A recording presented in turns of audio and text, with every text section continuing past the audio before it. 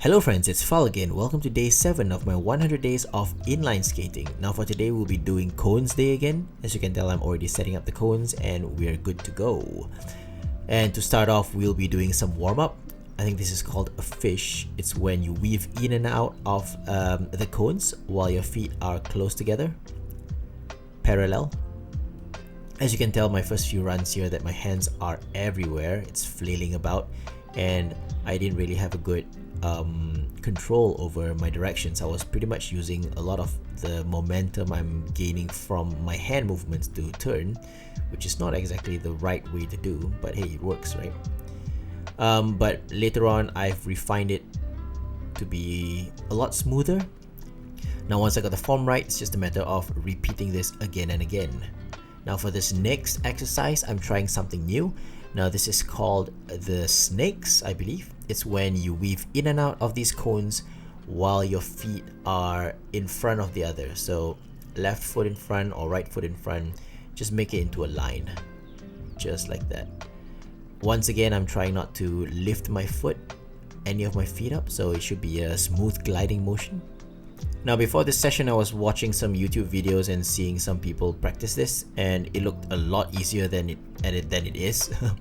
Particularly because this movement of one foot in front of the other is usually taken into consideration that you can lift your back foot up, or just have one foot higher than the other, but that's not how it's done. You have to have both feet planted on the ground solid for this to work. So, and plus my skates are quite chunky, so I'm not used to this lack of space, if you will. Then again, it took me a while to get this. I initially lifted my feet quite a few times, but after a while it's just gliding through, so I felt really comfortable.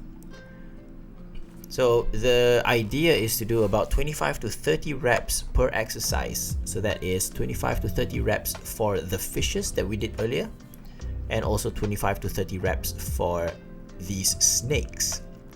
Now I don't know if it's just me or if it happens to everyone else, but every time I put on my skates, especially on a brand new day, I feel like I have to reacquaint with it all over again.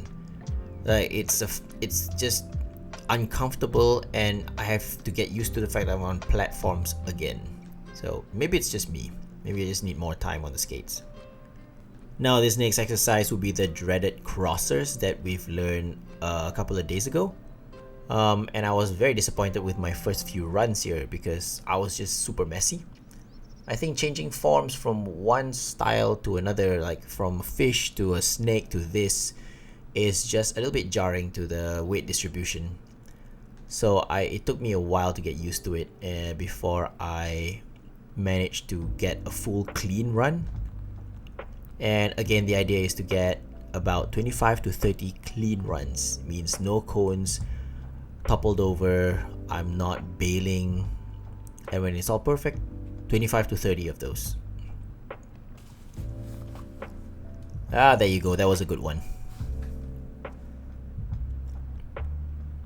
It's a very warm day, so as you can tell from my sweat patch at the back, I'm just absolutely dripping.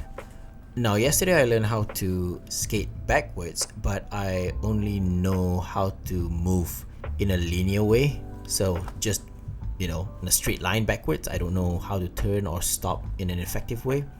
So I thought I would take this opportunity to challenge myself to weave through the cones backwards.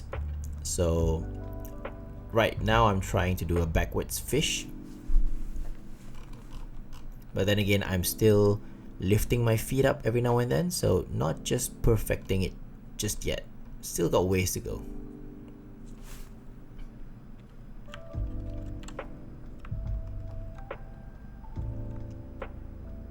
Yeah, the thing about this is that you do need to know where you're going, and looking behind the shoulder is still not very intuitive for me. So I resorted to looking in between my feet to judge where the next cones are in order to make the turn. But all in all, I think I've improved quite dramatically here. I've learned how to comfortably turn, pushing more with one foot when I want to turn the other way. So if I want to turn right, I would push with my left foot, and if I want to turn left, I'll push with my right foot. Does that make sense? Yeah, I hope that makes sense.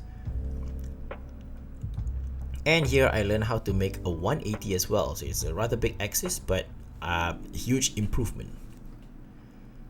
So again, 25 to 30 reps backwards. I'll try to make it clean. It's not as clean just yet, but as clean as I can.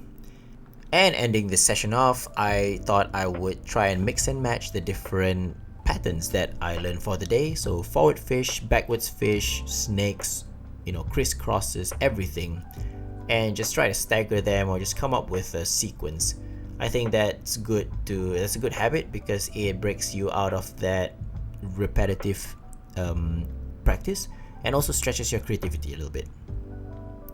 And with that, I'll bring this video to a close. Thank you very much for joining me on my practice today. Like this video if you like it, dislike it if you dislike it, subscribe and hit that notification button if you want to follow my journey. And I'll see you tomorrow. Bye!